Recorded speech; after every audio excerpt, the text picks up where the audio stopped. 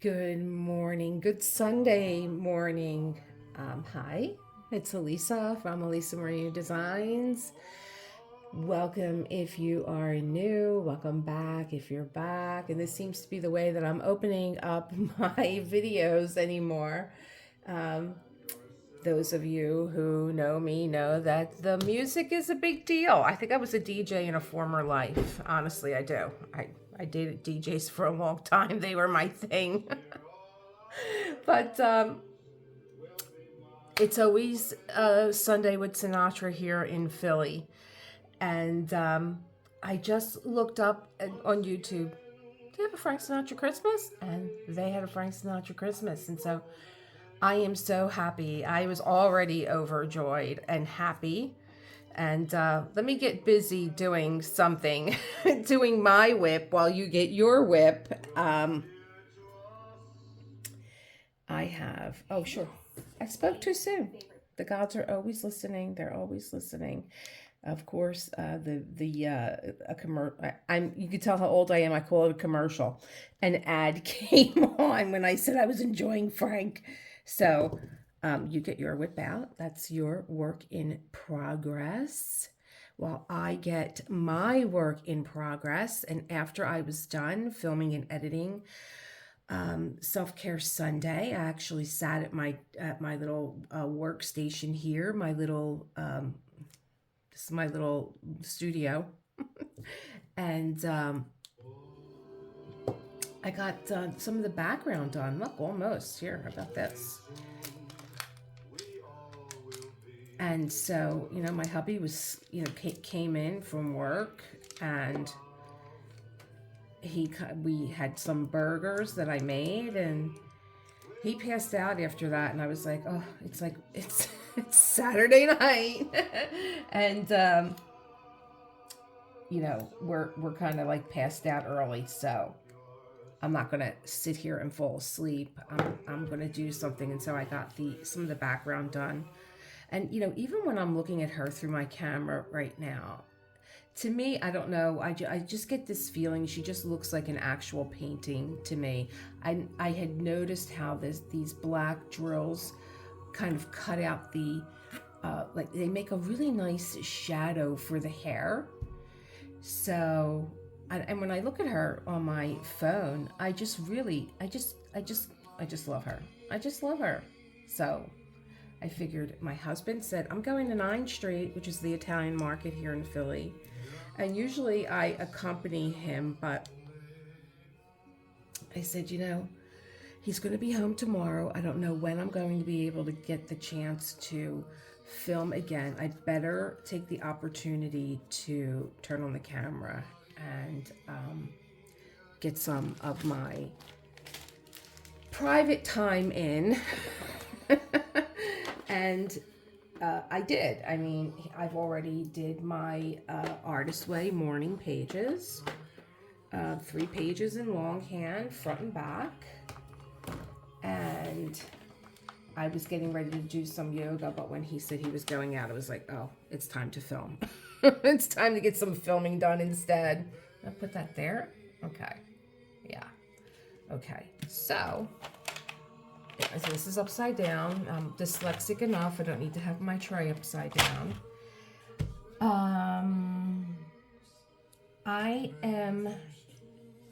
I found 2 of my old pens yesterday too, and it's time for me to open this desk drawer up and clean things out. I was like, oh my gosh, forgot all about you guys. So I pulled them out, and I know this isn't a skinny placer, but I'm having the best time with it.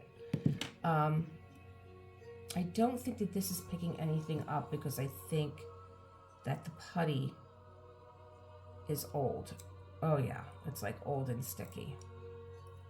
How is everybody enjoying Sunday Fun Day? It is just gray here. Just gray here in Philly. Just gray, and it looks like it's damp, and it looks like I'm taking a piece of this putty. This is actually museum putty. So museum putty is for those little knickknacks that you have around the house that like you don't want anybody to touch or accidentally bang into, and so you put it underneath your stuff. And I used to use it when I had my makeup company and I had to stage a scene, and that's how we get those lipsticks to kind of look like they're kind of like this in the ad. There's some putty underneath there making them stand up like that. But now I have it because I have a toddler named Foofy. Well, see what he's doing? Well, I'll show you. He's pulling at my Persian rug. It's what he's doing. Yeah. Can I see you? Where are you? Everything is like in the way on this phone, like all the buttons and stuff. Yeah. So he's now making biscuits on the Persian rug, and the other toddler that I have is out buying bread on 9th Street. That would be my husband. He's like, you think I do these things on purpose. Yesterday, I actually watched him walk into a table that was twice as big as his body. I'm like, how did you just walk right into that? He's like, you think I do it on purpose? I'm just clumsy. And it's so funny because I was watching this reality show. That's the wrong one. I was watching this reality show that I kind of found by accident. I think it's like on TLC or something. And I love it because it's about makeup, of course. And, I have none on today, but it's about makeup artists, actually. And, I did go to school for cosmetology. I went to Barbizon on Walnut Street when they were there. And say, this is why I don't use putty. I'm making a mess. And so, I enjoyed just, learning how to put makeup on and do makeup for a client. I really was not into, wanting to work in a theater and do theater makeup or do costume makeup. I really wasn't into all that because I was so into skincare. And if you would see what they have to do to their skin to put, these prosthetics on and all. Oh, I could never. I just felt like I was abusing someone by putting this stuff on your skin.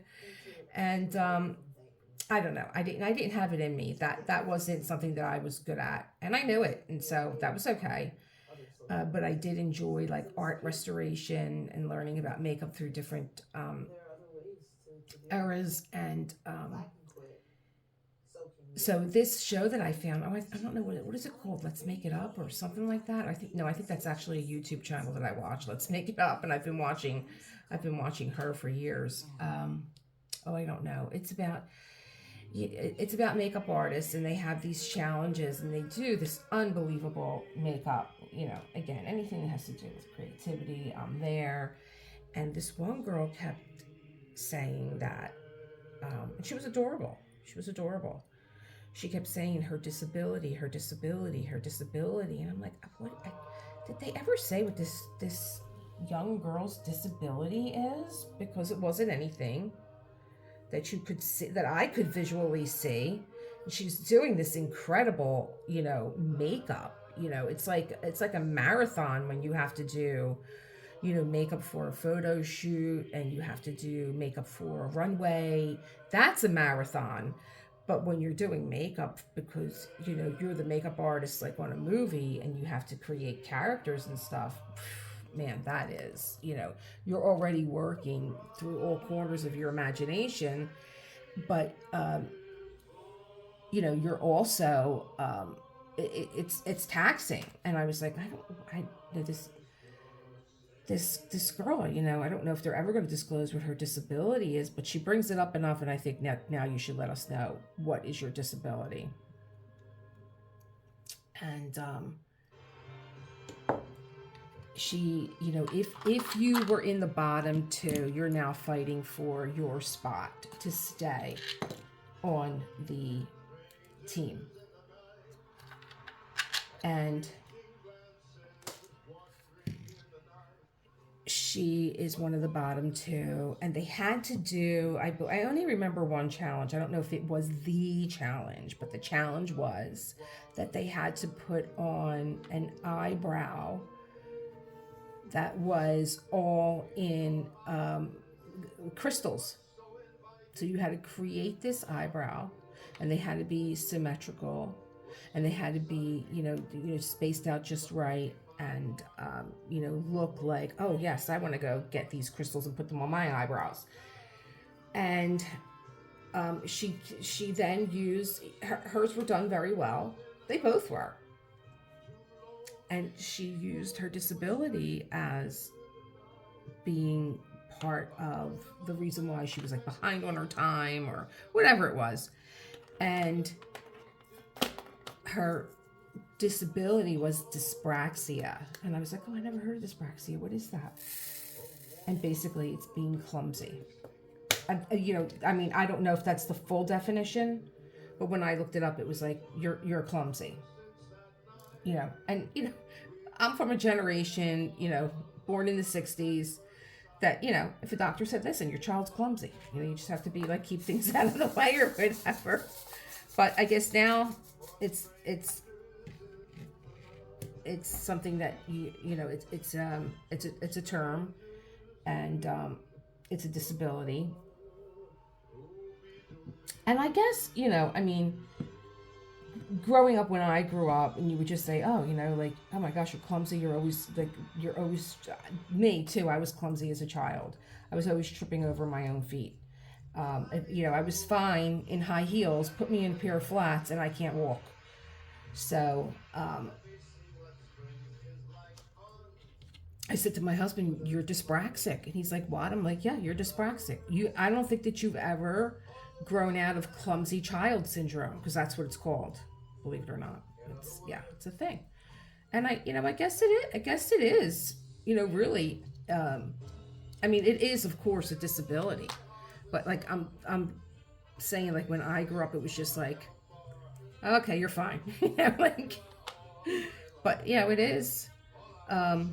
If you think about somebody that's, constantly,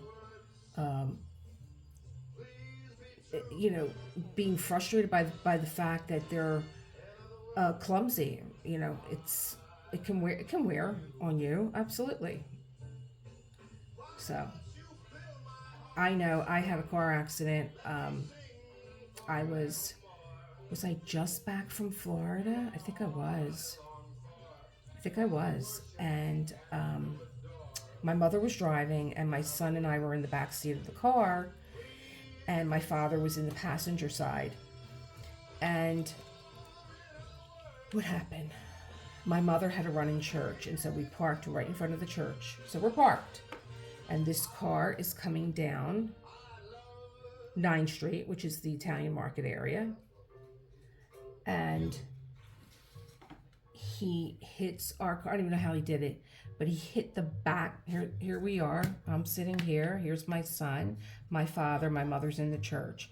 He hits our car. The car comes out of the parking space and goes this way. So now it's in the middle of 9th Street. And he must have backed up, and he kept on going and pushed us right back into the parking space.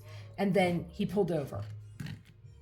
And when he pulled over, he was drunk. And he looked inside our car. Now, my son had actually been standing up in the back, that little hump that's in between the two seats in the back. He was standing on there, and he was leaning over, and he was talking to my dad. So he actually flew into the front, and I grabbed my head because the noise was so loud, it sounded like a gunshot. And my dad was just startled. He didn't know what had happened. And so this guy, he gets out of his car, but they're parked in front of now their friend's house, and they're emptying the car out of all. That's probably the only reason why he got out of the car, was because that's where he was going. And they're emptying the car out of all the liquor that they have in there, and all, whatever else paraphernalia that they had in there. And he looked into the car, and he was like, hey, are you guys okay? And my son screamed And he had nightmares for years of this man that was going to, that this guy, because he was drunk, it just haunted him for years. He had nightmares. And yeah, we were all pretty injured from that. And from that, every now and again, I'll be holding something and it'll just like fall. My hand just releases. So I was happy that I learned about this girl's disability, and I guess I'm kind of like,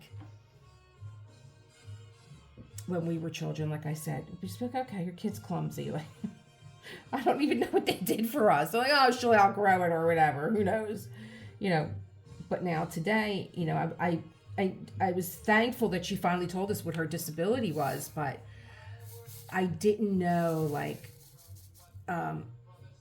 what do you do for that? Like, is there something that you can do? But now I tell my husband all the time, you have dyspraxia. You never grew out of it. I guess, well, mine's is due to an injury. I don't know. What can you do other than be mindful of what it is that you're doing? And that's why when people say that they can multitask, I'm like, no, you can't. That's a myth.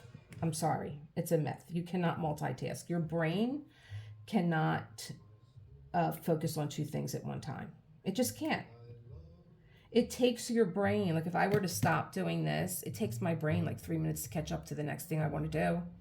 So, that's why when I look at women that are like in a car or they're putting makeup on, even if you're doing it at a stoplight or they're answering the phone, or are these two together? They are. I wonder why they're not fitting. So that's a trash drill. It's stuck together. Bye.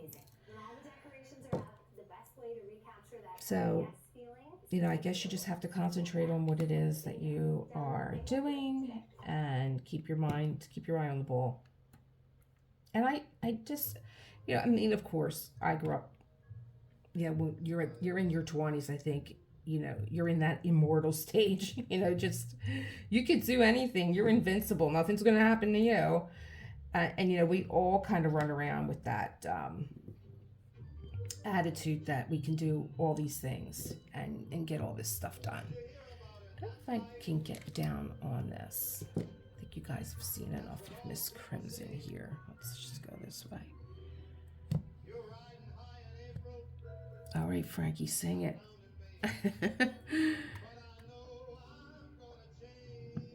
But when I taught myself and I broke this habit of I can do multiple things at a time. And I think, when you're young and you have a child and, we're kind of juggling, we're not actually doing, we're juggling a lot of balls in the air. You got one, here's what I learned from my yoga practice. It wasn't until I was in a class with one of my mentors and she said to release your ears. It sounds like a funny thing, right? But she was thinking of different body parts that are not so obvious. And that was from her own practice where she said, Elisa, she said, I never realized how much tension I held in my calves. Think about it, if you don't suffer from that. Now, my husband does, because my husband says that he was a jumper. He played a lot of basketball and he could jump really high, and his calves were always really developed, and now he holds a lot of tension in his calves. But that's not something you hear people talk about, or at least I don't. And so she was like, I was thinking about all the other places that people hold tension. Yes, we know that they hold tension in their jaw, release the jaw. The jaw and the hips are connected. And, we'll tell people like to separate your teeth, to make space in your mouth. And she's like, but I was thinking about other parts of the head to relax the eyebrows, relax your forehead. And I said, well, guess what, Felicia? When you said relax your ears, she's like, don't tell me you hold tension in your ears. I'm like, girl, My ears have been pinned back and open since I had a child. And she just busted out laughing. She's like, you're so right. I'm like, right? We constantly have our ears. You know, when you can pull your ears back, when you lean in to listen and you pull your ears. My ears have been like that since my son has been born. They've never stopped. And I said, you know, I didn't realize that until I took your class. That my ears have not relaxed since the day he was born. He's grown up, he's gone, he's moved to multiple cities, and I'm still with my ears pinned back. Oh my gosh. It's so funny when you really start to pay attention to your body and these little micro movements that you're not aware of. They're just kind of like background noise until you get really quiet and you get really still and you start to realize these little things about yourself that you didn't know. And there was, I mean, I have to tell you guys, I have not looked at Self-Care Sunday yet. But those of you that do follow Self-Care Sunday and those of you that do follow my channel, you are such a lovely group of people that I've had the honor of meeting here on YouTube. You guys are always so complimentary and you say the sweetest things. And I was telling my husband during the week that, you know, someone left me a really lovely comment. And he's like, you're just like you're a light, Elisa. And I don't know why he said it, but it made me laugh. He's like, why are you laughing? I'm like, he's like, you're my sunshine. And you know, it's so beautiful to see you, you know, doing what you love to do. And I know how much you miss teaching your yoga one-on-one because we, you know, during the pandemic, we lost our studios. And it's been very hard for them to get back on their feet because I can't believe it. Like how big Zoom is. I was such a hands-on teacher. I loved, like, of course, I would come up to you and say, do you mind if I give you an adjustment? Do you mind? And most of my students would be, oh no, please go ahead, you know. And, you know, there were some students that just don't like to be touched, but you know, if you took one of my classes, you would know that I gave a lot of modifications, you know, not just the cueing for a posture, but also keeping in mind, you know, what my students tell me when they come in, when they would check in. I would check in my own students because that was a private moment where I would say to them, do you have anything that you want me to know? Have any charms or challenges this week? You know, any accidents, any injuries, anything, any strain in the body. And so, like, if I was putting you into a pose and I knew that you had knee pain, I would, you know, give a modification. I wouldn't single you out, but I would give the modification and you would know, yeah, I'm glad I told Elise I have this knee pain because she's giving a modification out. So I was very hands-on with my students. I just loved, it was such a privilege for me to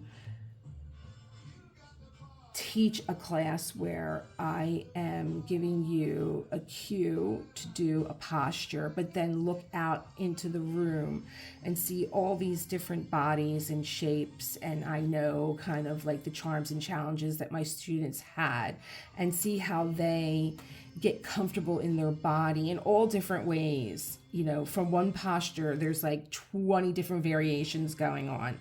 It always made my heart so full to be able to help someone find relaxation in their body or a way of, you know, expressing the posture and not just like, because I've been to classes where I was in a posture, I was on my stomach, and it's called Sleeping Swan. And so you're on your stomach and you start out where you are, like, let's just say it's my right knee.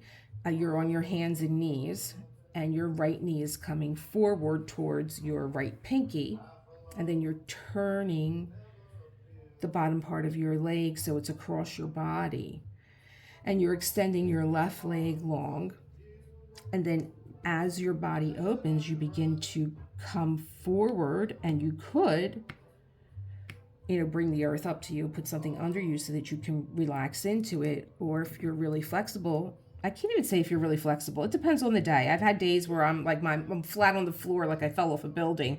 And then I had days where it was like I need two bolsters to lift the earth up to me. And so I am in this posture where my right leg is at a 90-degree angle from the knee to the ankle, going across my body. And my arms are folded in front of me, and my head is down, and my left leg is extended long. And I had a teacher come over, and while I was in this posture, lift my elbow up, and I had shoulder pain. And, I didn't want to scream or yelp out loud, but I very quiet. It was painful, and I said to her, "Stop, stop, stop, stop, stop!" And she just kept lifting my elbow, and she was like, "Your posture is incorrect." My posture is incorrect. Are you telling me my body is incorrect? My posture is incorrect. Oh, so I've had teachers that have come over and they've had manipulated, and they have, caused me pain in a class. I was never at my own studio, though. When I found my own studio that I call home, and a dedicated teacher, and someone who just lived the way of yoga, you knew if you were trained. My teacher, my guru was Karina Benner at Wake Up Yoga, and you knew a Wake Up Yoga teacher. You just knew. My girlfriend, I had wanted her when I was going for my training, and she's like, "Oh, I'm going for teacher training too." I was like, "Oh, well, you should come to Wake Up Yoga," but she wanted to start her training early, and so she went with another.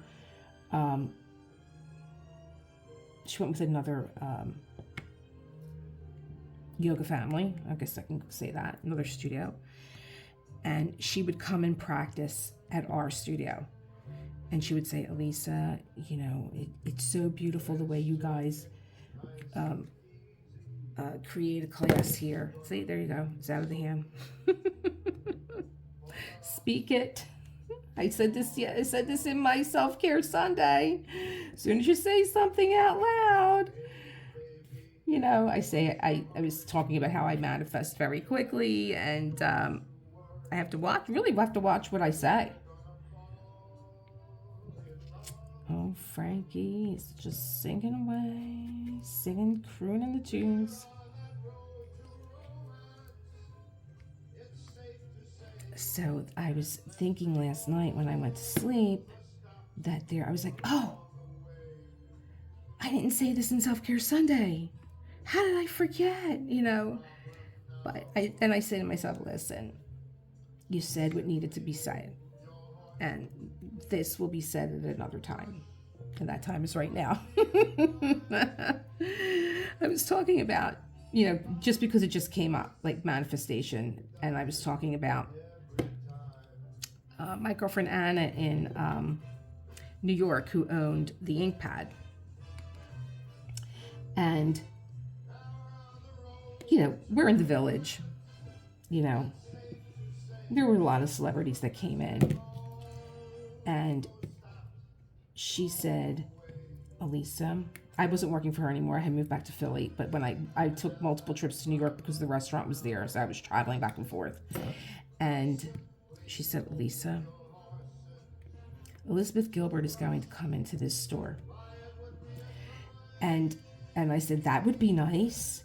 That's the one person that she really wanted to meet. I'm like, "That would be nice." She's like, "I just know it. I know that she's going to come in to this store." And the next time I went to go visit her, she's like, "So Elizabeth Gilbert came in." She's real calm, Anna. She's like, and I went, "What?"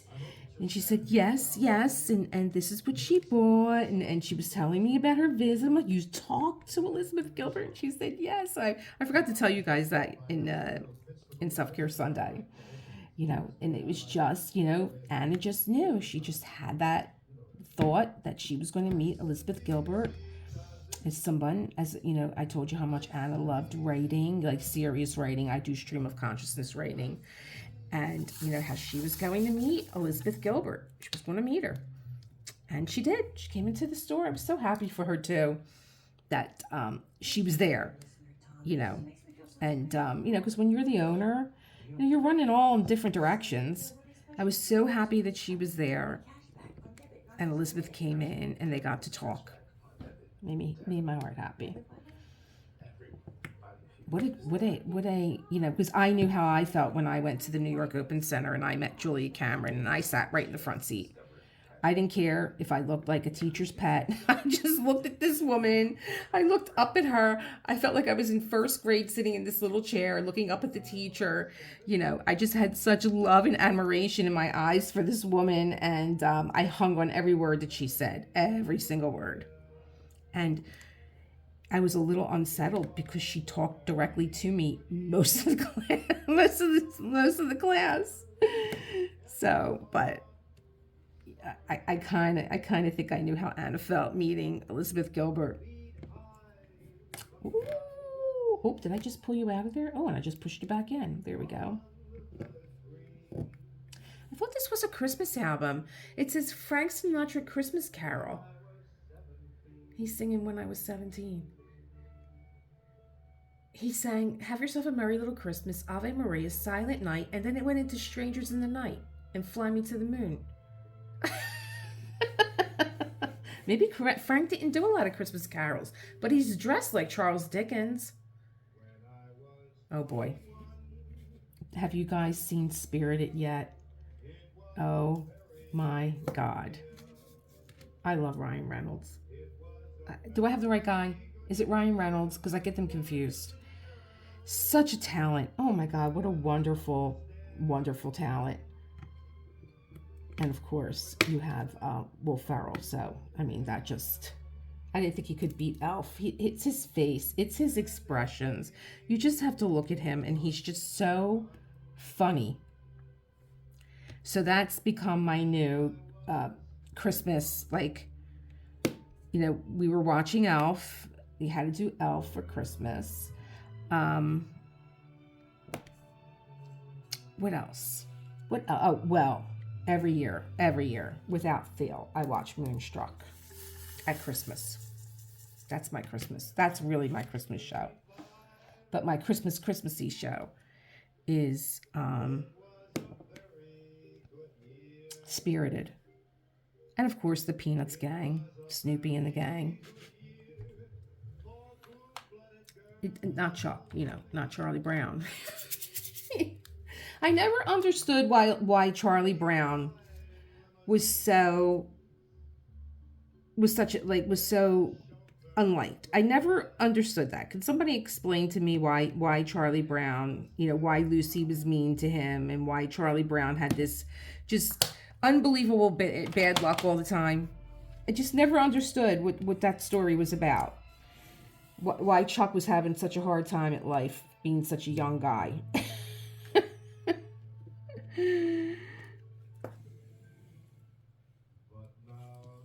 Because, you know, what was the message there? You know? Alrighty, I need a few more here. And so what are your Christmas shows? I know there's a bunch of them and I'm just forgetting them right now. And then they'll come on and I'll be like, oh, I want to see that. But I love watching Moonstruck. I think it's the whole thing at the Met. I was at the Met once. I saw Bocelli at the Met, and I waited 2 years. I bought my tickets 2 years in advance. And it was on Valentine's Day, and I ended up going with my girlfriend. That's a story for another day. But we had the greatest time because, you know, her husband just didn't, you know, he didn't leave the street. He didn't leave. He was like captain of Sullivan Street, and he didn't leave. So he wasn't going to the Met with her. And mine was just, you know, anything that had joy attached to it was not in his repertoire to enjoy life. Here we go. So in here, I do have one tray that is a mix. But being that it has my ABs in there, it's not too bad. And I didn't do that by accident. I was doing that because I didn't know that the trays snap together. If you get trays from Dreamer Design, I had no idea that they snap together. And I was like, oh, I think they snap together. And so I took the divider out that they give you. It's been here. It's been on my desk all week, and now I'm looking for it. But they give you a divider that you can put, divide your drills. And I took the divider out. I knew it was a mistake, but I did it anyway. That's how I roll. Oh, are you not going to pick up today for me? Usually I don't put anything in here. This is just one big ball of wax in here, of different pieces of wax. I don't even know why I'm dealing with this. I don't even know what I'm doing. This is terrible. I don't think that you're supposed to put wax in here. I'm going to try and put a little bit. I usually never do. Usually I pick my ABs up with water. But, oh look, the wax came out. Of course it came out, but usually they don't. This is actually a stylus also that Dreamer Design gives you, and it's a cone shape. Maybe because I tried to put wax in here, and you really don't have to put wax in there. You know what? Oh, see, look, I picked up. One of these days, I'm just going to get a crayon. Just get a wax crayon and pick these up, because I think it's one of these that picks them up really well.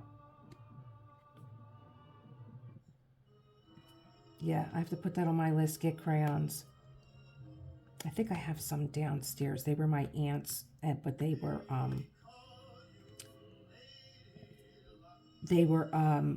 a collector's Crayola box. My aunt collected, she had these, she collected Beanie Babies and like anything, if it said collector's issue, she bought it. And so my mom was telling me just this week that she's like, you know, I have a Barbra Streisand doll. I'm like, yeah? And she's like, yeah, I've never seen one. And I said, oh, was it Aunt Lorraine's? And she said, yeah. She's like, and she's got, she's holding a microphone. And I said, well, it's interesting because I have her Donnie and Marie dolls. And I was looking at them. I was like, Donnie and Marie. Well, I remember Donnie and Marie when they had their variety show. That's the wrong one. It goes here. I remember Donnie and Marie when they had their variety show. And I looked in the back to see who made the doll, because Marie Osmond got into making dolls for a while there.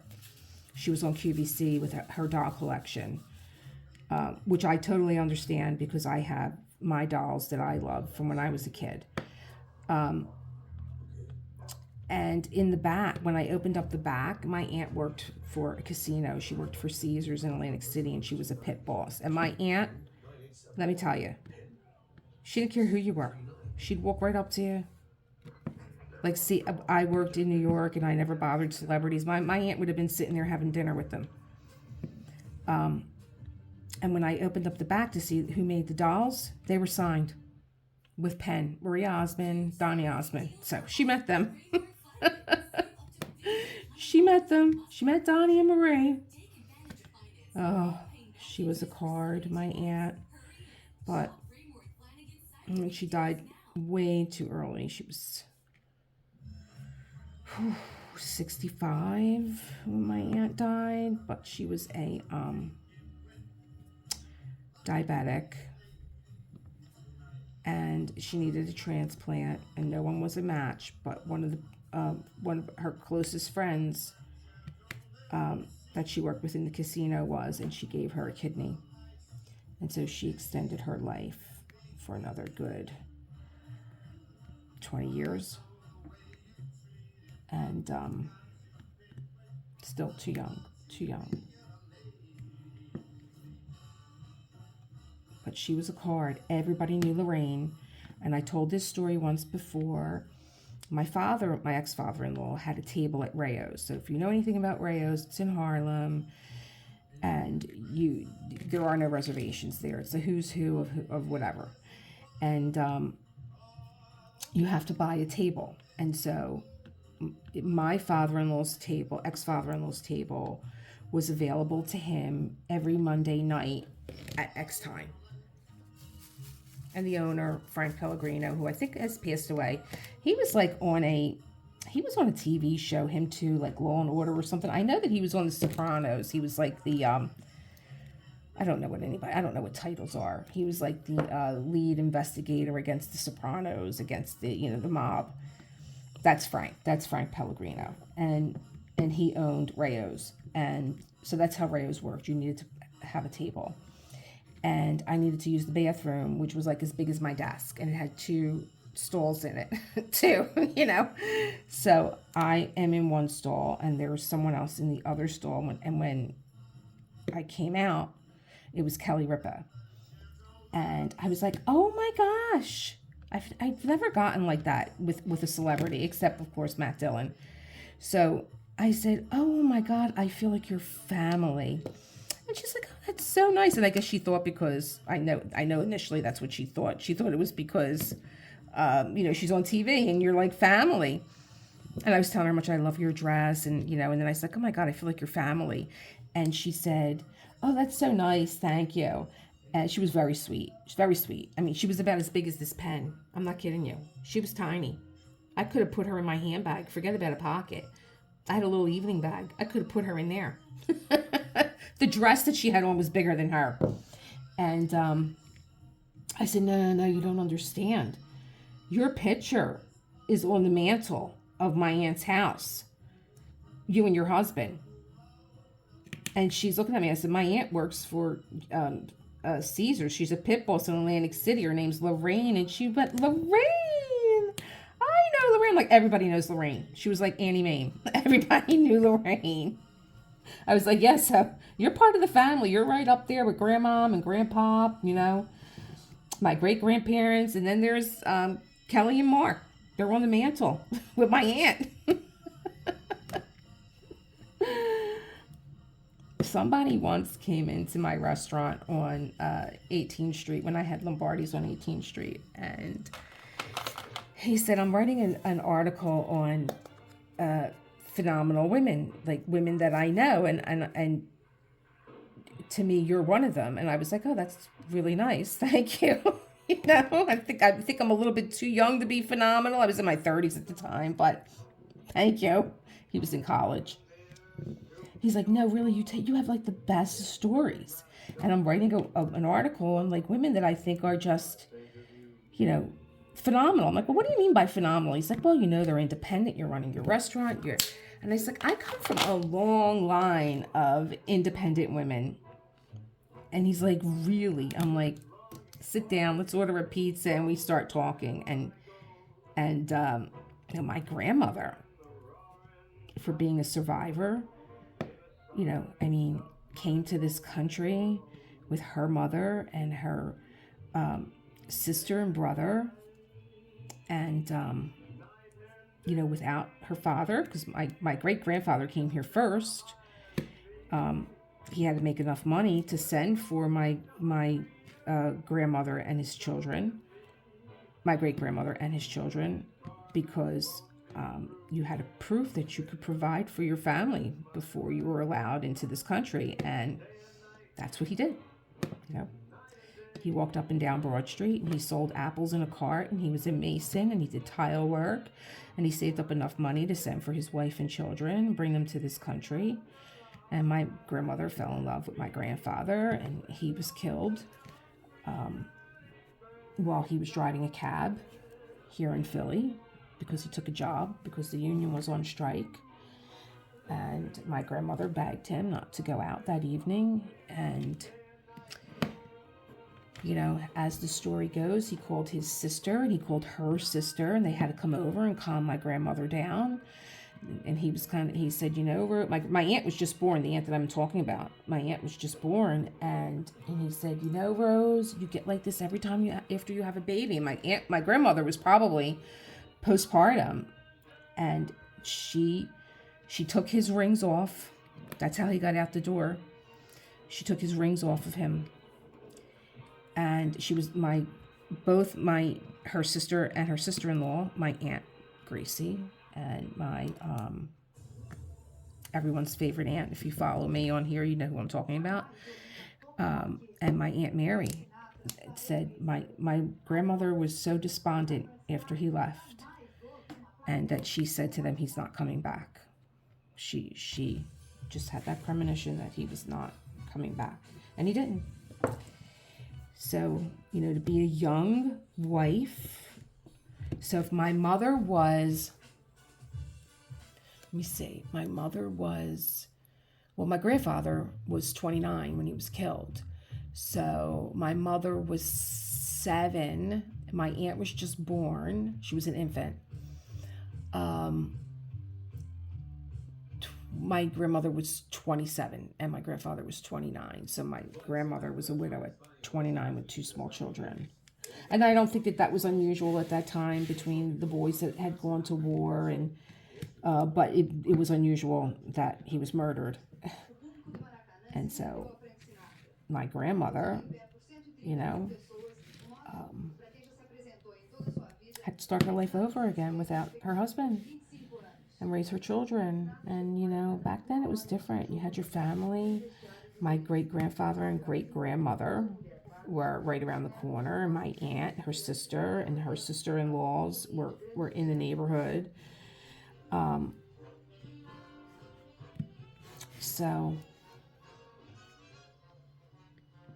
my grandmother was also a brother and a sister who married a brother and a sister. So her brother Joe married Frank's sister Gracie. So very close-knit family. And my grandmother went on to open her own dry cleaning business, and independent woman. And my aunt that I'm talking about, she left home at 16 to go live in a convent because she thought that she was going to take her vows and become a nun. And that didn't happen. I think when it got right down to the wire, she became a school teacher in Philadelphia. And then she left that and she went on to a casino and became a pit boss. Oh, my aunt was a card. A card. Get it? I wasn't even trying for that one. And so I come from a long line, I think, of very strong women that make it happen.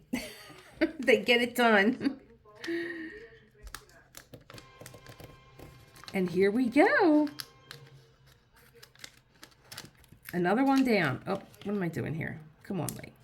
My grandmother was the seamstress. I never learned how to sew or use a scissor. She made me beautiful clothes, too, when I was a child. Beautiful clothes. So I can't believe that I came down. I did my morning pages. My husband went out. I finished another block here of Crimson. I'm about to do my yoga and then do my reading for today from Book of Awakening. And then by then, maybe the boy will be coming in the door. I told him when he goes to get bread to get some extra loaves for our neighbors. I think it's nice to knock on your door and surprise your neighbors with a loaf of bread. Especially my one neighbor down the street who used to be my meat man.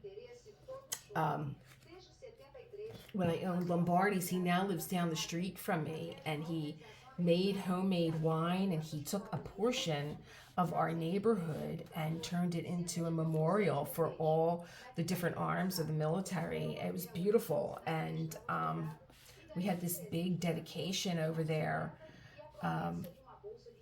for his work of just like taking this upon himself to beautify the neighborhood that way. And he made all this homemade wine, and we had a big party in the neighborhood. I was like, get some bread for Frank and go knock on the door and thank him for, all that he did. Sarcone's bread here in Philly is like gold. So my husband went out the door like 7-ish, because if you're not there in line, it's gone.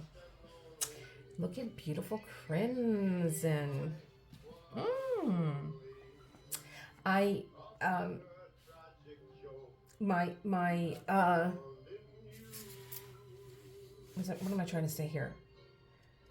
I had on my list to join Jingle Drills, but that didn't happen. And, you know, I think it didn't happen because I just have bigger things to do. And I was going to join maybe a few other holiday, I could do this all day. I was going to join some other holiday events, but I don't know.